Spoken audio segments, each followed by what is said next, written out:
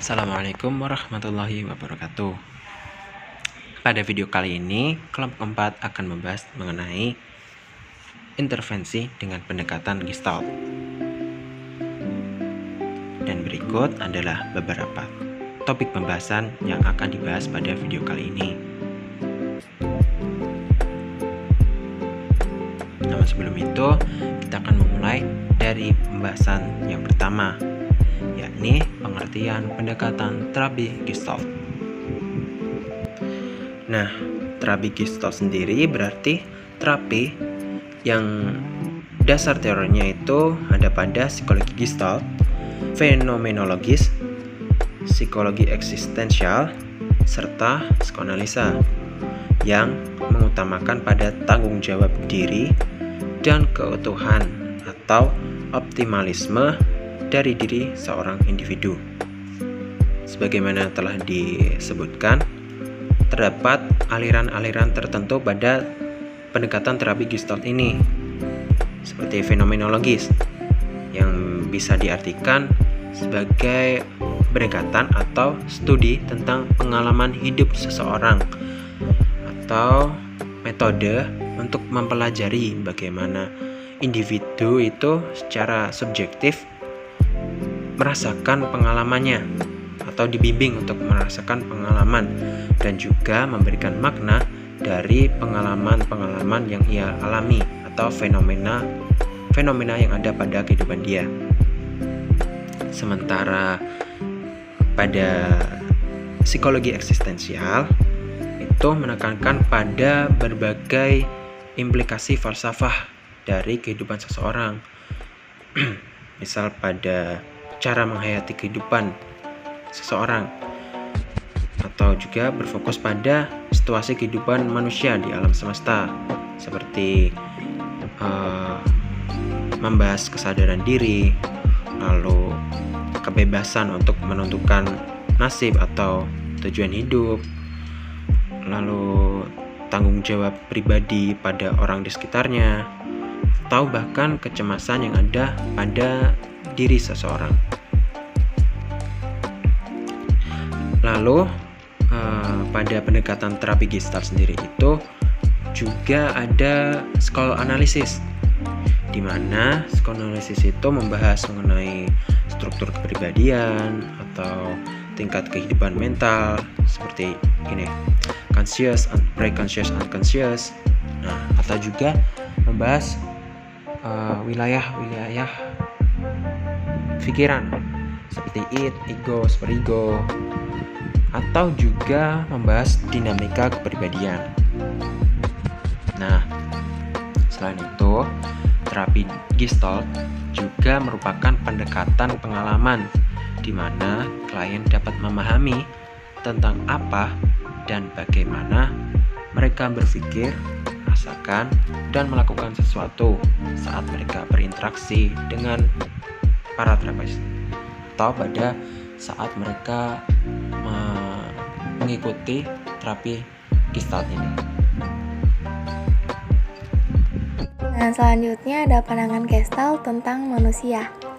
Pandangan Gestalt tentang manusia ini berakar pada filsafat eksistensial, fenomenologi, dan teori medan.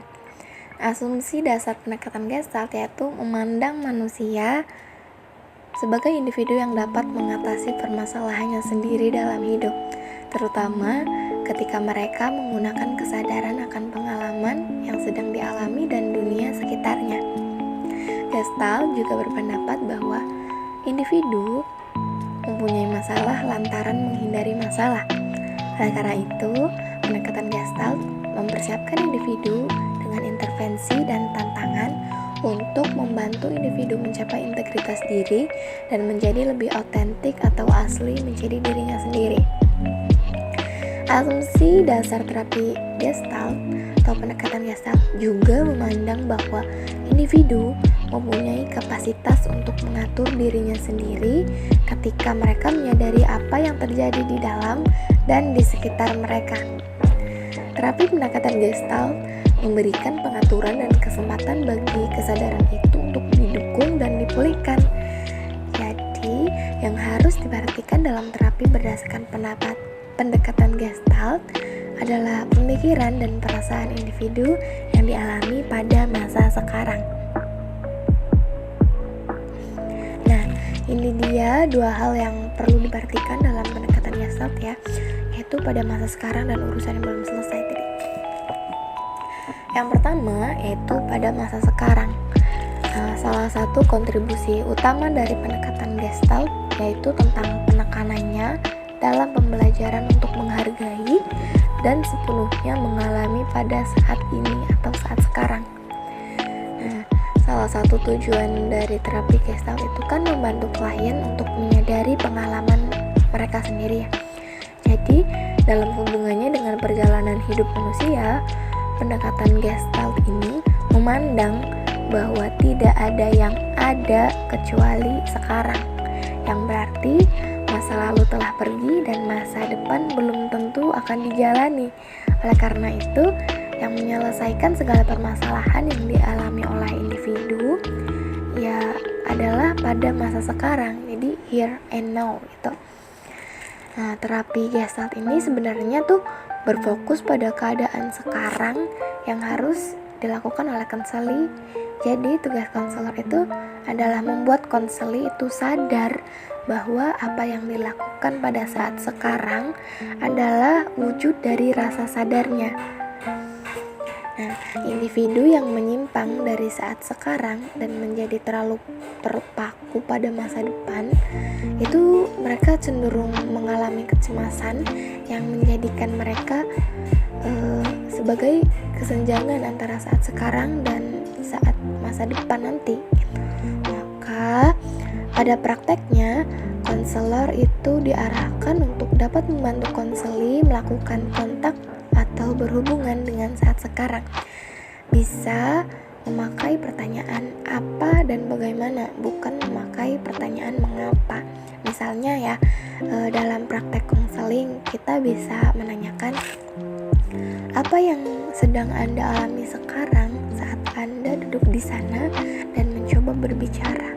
Jadi, dalam hal ini, ketika konselor berbicara mengenai masa lalunya, maka konselor meminta konseli supaya membawa masa lalunya ke sana sekarang dengan menjalaninya seolah-olah masa lalunya sedang terjadi pada saat ini atau saat sekarang. Nah, yang kedua yaitu tentang urusan yang belum selesai. Nah, urusan yang tidak terselesaikan atau unfinished business ini yang dimaksudkan adalah sebuah situasi atau konflik perseteruan di masa lalu, khususnya yang bersifat traumatis dan sulit, yang belum mencapai pemecahan masalah atau diatasi secara baik dalam kehidupan seseorang.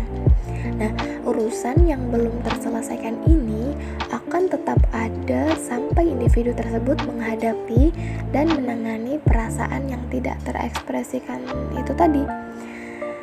Jadi, terapi pendekatan Gestalt ini menekankan perhatian pada pengalaman tubuh dengan asumsi bahwa jika perasaan tidak diungkapkan, mereka cenderung menghasilkan beberapa sensasi emosi atau masalah fisik. Nah, urusan-urusan dan perasaan-perasaan yang telah terjadi di masa lampau dan tidak terselesaikan ini dipaksa ditekan di bawah alam bawah sadar kita oleh si individu, sehingga akibatnya akan mengendap menjadi konflik.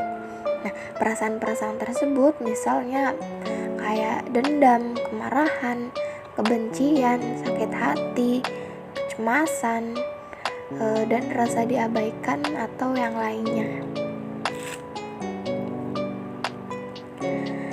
Nah, menurut pendekatan Gestalt itu kan perilaku yang normal dan sehat terjadi ketika individu bertindak dan bereaksi sebagaimana organisme yang total ya. Jadi yang memiliki kesadaran pada pemikiran, perasaan, dan tindakan pada masa sekarang. Namun, ketika individu tersebut tidak bisa menempatkan dirinya sebagaimana mestinya pada saat sekarang, akan mengakibatkan dirinya itu terjerumus dalam masalah-masalah lantaran ia tidak mampu menghadapi atau mengatasi kehidupannya dengan baik. Nah, faktor-faktor individu terjerumus dalam masalah itu bisa, yang pertama itu karena kurangnya kontak dengan lingkungan, yaitu individu ini menjadi kaku dan memutus interaksi antara dirinya dengan orang lain dan lingkungannya, atau karena confluence, yaitu di mana individu terlalu banyak memasukkan nilai-nilai lingkungan dalam dirinya sehingga mereka kehilangan pijakan dirinya sendiri dan kemudian lingkungannya akan mengontrol dirinya.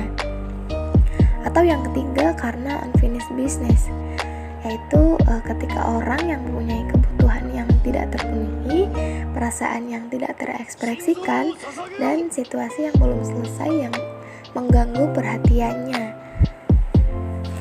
Yang keempat yaitu bisa karena fragmentasi, yaitu ketika orang-orang yang mencoba untuk menemukan atau menolak kebutuhan seperti kebutuhan agresi. Yang kelima bisa karena top dog atau underdog, yaitu ketika orang yang mengalami perpecahan dalam kepribadiannya, yaitu antara apa yang mereka pikir harus dilakukan yaitu top dog dan apa yang mereka inginkan atau underdog. Nah, faktor yang keenam yaitu bisa karena polaritas atau dikotomi, yaitu orang yang cenderung untuk bingung dan tidak dapat berkata-kata, speechless. Nah, pada saat terjadi dikotomi pada dirinya seperti antara tubuh dan pikiran, antara diri dan lingkungan, atau antara emosi dan kenyataan. Oke, sekarang kita masuk ke tujuan dari terapi Gestalt. Menurut salah satu ahli yang bernama Gerald Corey, beliau tuh menyatakan bahwa sasaran utama dari tujuan terapi Gestalt adalah pencapaian kesadaran atas diri sendiri. Sedangkan untuk secara umum atau secara gampangnya, tujuan dari terapi Gestalt itu dapat dikatakan sebagai upaya membantu konseli dalam menemukan dan mencapai kesadaran agar kedepannya konseli memiliki sikap berani dalam menghadapi berbagai macam tantangan serta kenyataan yang ada demi mengembangkan potensi yang dimilikinya. Selain kedua yang tadi sudah disebutkan, terdapat juga tujuan yang lebih spesifik seperti yang ada di dalam PPT. Yang pertama, itu membantu konseli agar dapat memperoleh kesadaran pribadi, memahami kenyataan, serta mendapatkan insight secara penuh. Yang kedua, ada membantu konseli menuju pencapaian integritas kepribadiannya. Yang ketiga, ada membantu konseli dalam memperbaiki kondisi yang sebelumnya bergantung pada pertimbangan orang lain, menjadi pribadi yang jujur terhadap dirinya sendiri. Lalu yang terakhir atau yang keempat, ada membantu konseli dalam meningkatkan kesadaran agar dapat bertingkah laku sesuai dengan prinsip-prinsip Gestalt.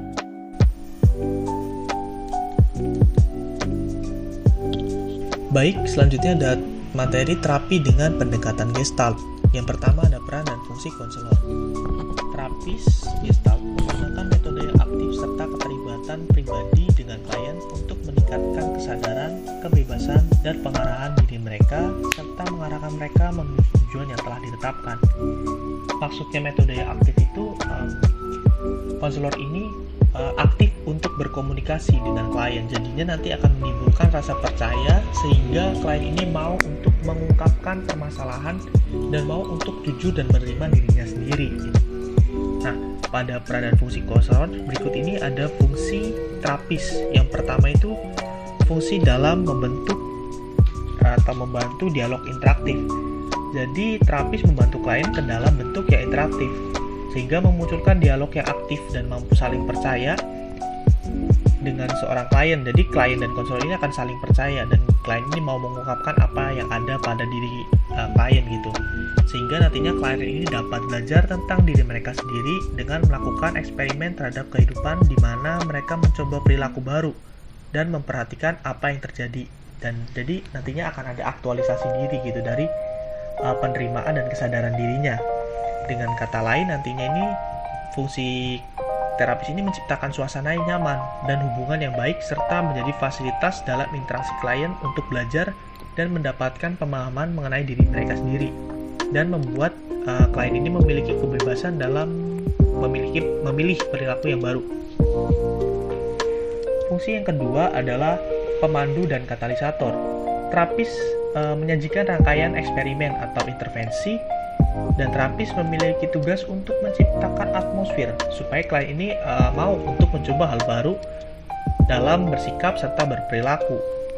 Dalam sesi atau fungsi ini, terapis tidak memaksakan perubahan klien melalui konfrontasi, tapi kayak persuasi gitu kan, menciptakan komunikasi dulu yang baik. Jadi konselor ini kayak seperti ini, kayak gini, nantinya kliennya itu menurut penerimaan diri dan kesadaran dirinya mau nggak dia melakukan ini, seperti itu. Jadi nggak ada konfrontasi langsung gitu, nggak ditabrak kasarannya. Terus fungsi observasi. Terapis memiliki peran penting dalam mengamati bahasa tubuh klien. Jadi selama proses intervensi ini gitu, konselor ini bisa dibilang melakukan observasi, karena bahasa tubuh dari klien ini memiliki banyak informasi untuk kebutuhan observasi. Seringkali bahasa tubuh itu menunjukkan makna yang tersembunyi dari perasaan yang tidak dapat disadari oleh klien. Selain itu, terapis juga harus memperhatikan pola bahasa yang digunakan oleh klien, karena bahasa yang digunakan juga dapat menggambarkan pemikiran, perasaan, dan kecenderungan dari klien. Karena kan di Gestalt ini klien itu berperan aktif dalam terapi ya, sehingga semakin banyak pola bahasa, semakin banyak pola gerak tubuh yang disampaikan oleh klien, jadi semakin banyak juga informasi yang didapatkan, dan semakin baik proses terapi yang dilakukan.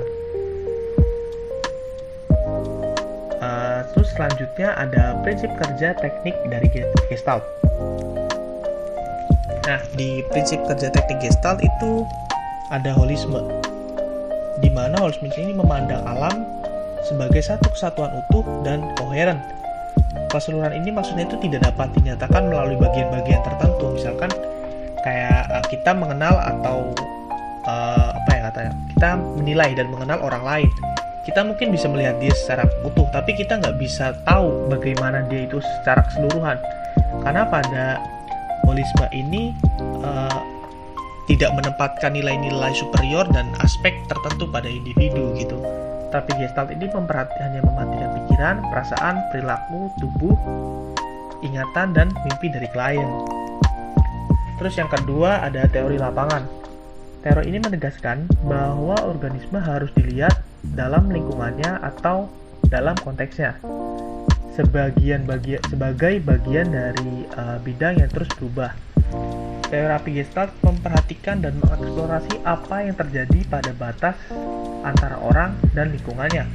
Contohnya seperti gerakan fisik klien, nada suara, sikap, dan aspek nonverbal lainnya. Lalu selanjutnya proses pembentukan figur, di mana mengatur pengalaman klien dari waktu ke waktu kepada aspek lingkungan yang dihadapi klien, serta menjadi dasar titik fokus perhatian dan minat individu. Contohnya ketika kita melihat seseorang dari kejauhan, dari atas rooftop, kalau misal di atas gedung rooftop gitu, di pucuk lah ya, katanya pucuk atas, kita tidak dapat melihat dengan jelas, tapi kita mampu memberikan kesan keseluruhan dari orang lain tersebut. Namun saat kita mampu lebih dekat dengan sosok di atas gedung itu, maka kita akan lebih mudah mengidentifikasi hal-hal berkaitan dengan orang tersebut secara lebih detail. Terapis Gestalt ini nantinya pada prinsip kerjanya akan mencoba memfasilitasi gerakan klien untuk menuju dan menjauh dari figurannya yang diminati gitu, sesuai kebutuhan aja. Terus yang keempat ini pengaturan organisme, sebuah proses di mana keseimbangan terganggu oleh munculnya needs atau kebutuhan, sensasi atau minat. Organisme akan melakukan yang terbaik untuk mengatur diri mereka sendiri, mengingat kemampuan mereka sendiri, dan memperhatikan lingkungan mereka sendiri. individu dapat mengambil tindakan untuk memulihkan keseimbangan atau untuk berkontribusi pada pertumbuhan dan perubahan yang akan mereka alami gitu. Nah, berikutnya ini penerapan intervensi pada teori Gestalt. Yang pertama itu di empty chair technique. Teknik ini dilakukan dengan 2 kursi kosong yang mana terapis meminta klien untuk bermain 2 peran, yaitu peran klien diyakini sebagai peran yang disangkal gitu. Nah, yang satunya lagi peran untuk dirinya sendiri. Peran ini itu membantu dalam mengekspresikan kesadaran klien yang mungkin mereka sangkal. Jadi di kursi 1 ini mereka yang diri yang mereka sangkal gitu, berperannya menjadi kayak peran ganda.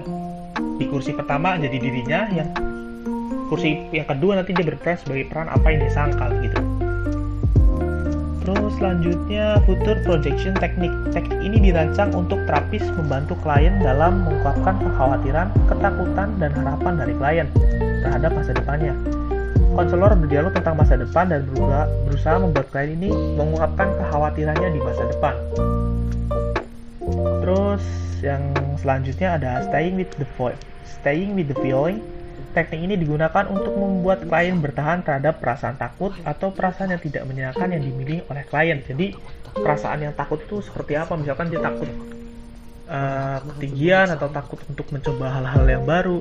Nah, nantinya dia itu akan diserang terus gitu loh untuk merasakan perasaan tersebut, sehingga nantinya bisa bertahan dari perasaan-perasaan yang nggak menyenangkan itu. Karena kan kebiasaan dari klien itu kan kebiasaan orang yang melakukan terapi itu kan dia itu menghindari rasa sakit yang sedang dialaminya. Nah, dikarenakan klien ini atau konseling ini selalu menghindari perasaan yang tidak menyenangkan atau rasa sakitnya itu, nantinya terapis akan mendesak klien untuk menghadapi perasaan-perasaan tersebut sesuai dengan kebutuhan yang sudah disepakati itu.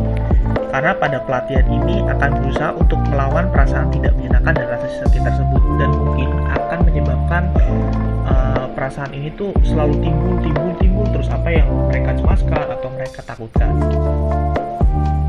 Dan selanjutnya adalah the Gestalt approach to the dream work. Teknik ini berusaha untuk mengeksplorasi mimpi. Walau demikian, teknik ini menggunakan mimpi walaupun teknik ini menggunakan mimpi, tetapi teknik ini tidak dianalisis gitu. Teknik ini hanya untuk dihidupkan. Nantinya terapi ini akan menghidupkan mimpi-mimpi ini dan nanti akan diungkapkan di masa sekarang ini apa yang ada dalam mimpi tersebut, sehingga dapat memunculkan perasaan-perasaan yang ada dari mimpi-mimpi tersebut. Karena mimpi ini berkaitan sekali dengan perasaan serta proyeksi sang konseli atau klien. Terus selanjutnya yang terakhir adalah the internal dialogue exercise. Teknik ini berusaha mengungkapkan mengenai sisi positif dan negatif berdasarkan pengalaman klien. Teknik ini memiliki kesamaan dengan teknik kosong atau teknik kursi kosong, akan tetapi pada pelaksanaannya teknik ini lebih berdialog dengan diri sendiri dengan menggunakan batu yang nantinya akan diungkapkan klien terhadap terapis, kayak itu ngomong apa gitu dalam hati, aku maunya kayak gini, tapi di lain sisi aku juga maunya seperti ini gitu. Nantinya akan diungkapkan oleh klien kepada terapis.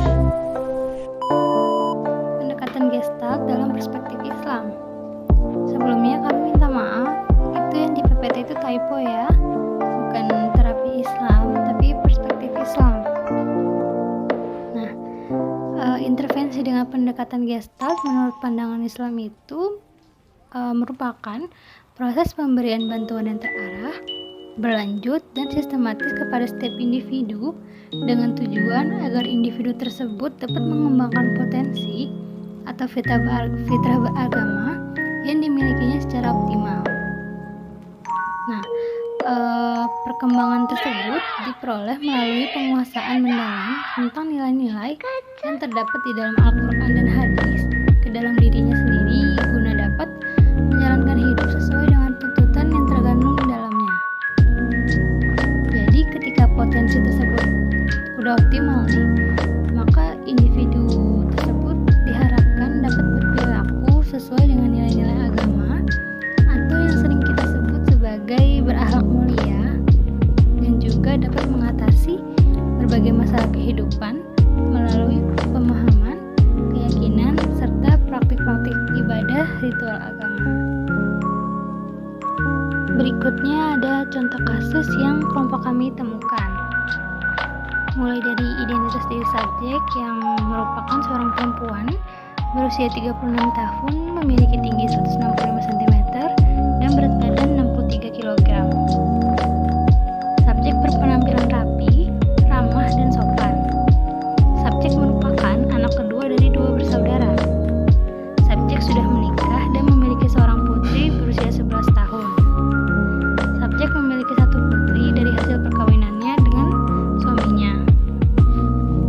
Untuk permasalahan, selama perkawinan, subjek merasa tertekan dengan perilaku suaminya. Subjek tidak pernah mengungkapkan perasaannya sehingga subjek memendam rasa marahnya. Hal tersebut dilakukan supaya tidak terlihat oleh anak dan orang tuanya. Subjek juga merasa tidak bermakna dan berarti di mata suaminya. Hal tersebut dikarenakan ketika subjek bekerja untuk mencukupi kebutuhan hidupnya, akan tetapi suaminya justru tidak menghargai subjek. Suami subjek bahkan merendahkan penghasilan subjek, sehingga subjek pun merasa tertekan. Subjek memiliki keinginan untuk dapat mengekspresikan rasa marahnya selama ini yang tidak pernah dapat diekspresikan. Untuk penanganannya, dari penjelasan sebelumnya, subjek kan memiliki masalah yang berkaitan dengan pengungkapan rasa marah terhadap mantan suaminya yang selama ini dipendam. Nah, hal tersebut menjadi alasan kenapa terapis memberikan intervensi yang bertujuan untuk mereduksi rasa marahnya agar dapat menerima kebebasan dan tanggung jawab pada tindakan-tindakan di masa yang akan datang. Untuk menghindari dampak negatif dari pengelolaan rasa marah yang buruk, maka perlu dilakukan intervensi tertentu.